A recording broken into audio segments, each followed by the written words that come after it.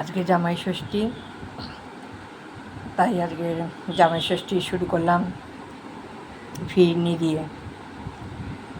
আমার তো মা বাবা নেই, চলে গেছে। জামাই ষষ্ঠী আর কে করবে, তাই ওর জন্য একটু মিষ্টি মুখের জন্য আমি ফিরনি বানিয়েছিলাম।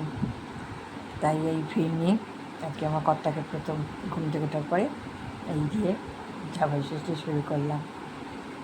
আর দুপুরে থাকবে পমফ্রেট, গুলে বাটা, এই দিয়ে আমার যতটুকু করতে হয় আমি ততটুকু করবো।